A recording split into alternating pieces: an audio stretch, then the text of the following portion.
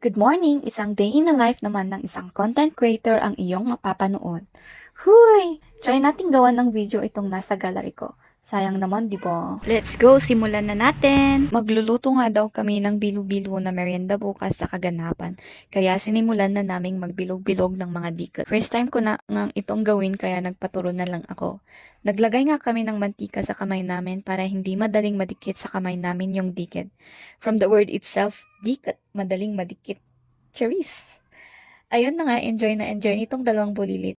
Siyempre, di na namin sinali yung mga ginawa nila, di ba? Kinabukasan, itong kuya ko yung pinagkamalan nilang mag-aasawa daw. Pero huy, hindi po.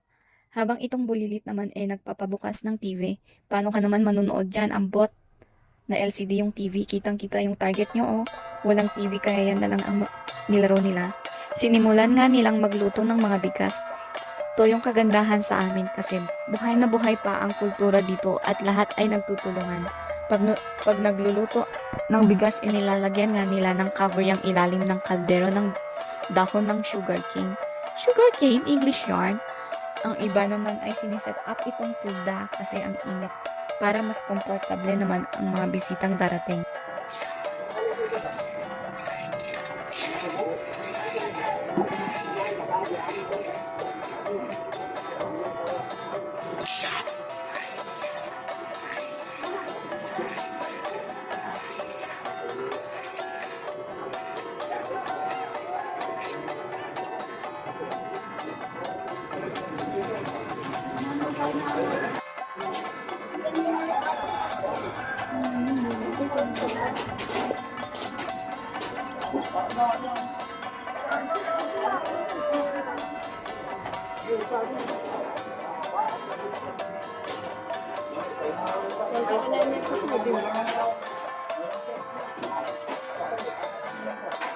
Dagtoy gayam tay manong ko nga maikarang kakabsat na ikunak mo aglut-lut din agpipito ng matgayam ti tabang. Day nakamurunot nga ijengkat ni auntie. Aglut-lut so na ti bilo-bilo day inaramid medical man.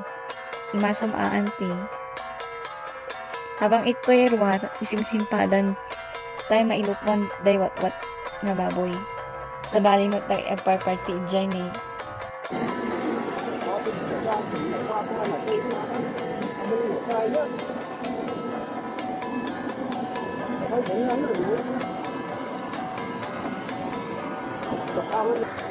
Day damot babakat kat sila nagsimpa ito'y da paper plate nga mga nan nga maiwaras damdama.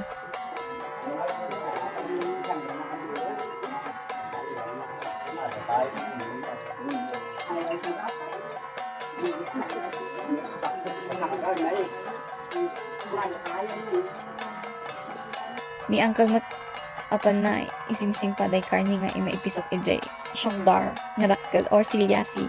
Walang katapusang pagparty ng baboy. Balik Tagalog na ba?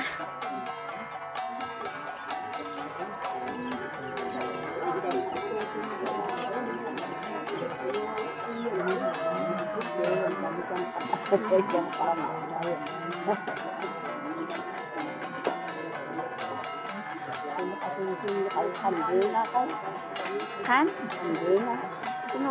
Pagkadating ng mga bisita naman ay sinerve namin tong mga niluto namin kanina.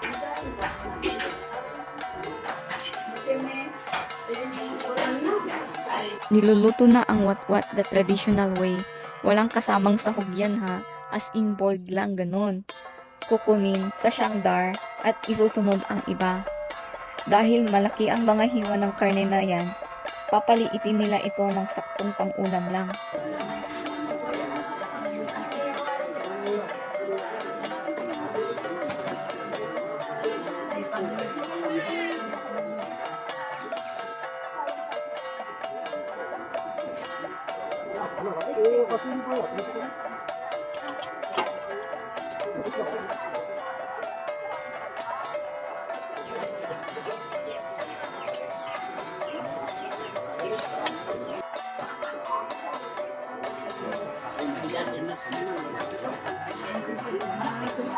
Ang tawag pala dyan sa amin ay warag, yung pasa-pasa ng pagkain para mas madaling maibigay sa mga bisita.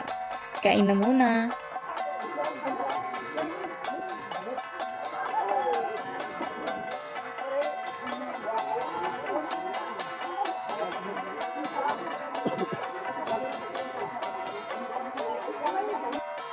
Ganito pala ang paraan ng pagbibigay nila ng mga ulam sa mga bisita. O si paring Rick, paupo-upo lang dyan. Charis. Dinalpas kami nangan kat nakita ni Andy. Apay nga tang kasta ikas-kasta na ijay makan. Takay nga mang buybuya mabaling i-comment yung latan. Thank you. Dito duwag gayang ti agkarang ni Manong Rick ni Manong Shamrain. Dito ikat nagkatungtong aming Darijay elders nga agitad ti pamagbagbaga. Da ito'y daduwang kayat dan aglugi ti pamilyada. So nga da ikarang kala engagement party ganon. Patama na lang ako pag mali yung sinasabi ko dito.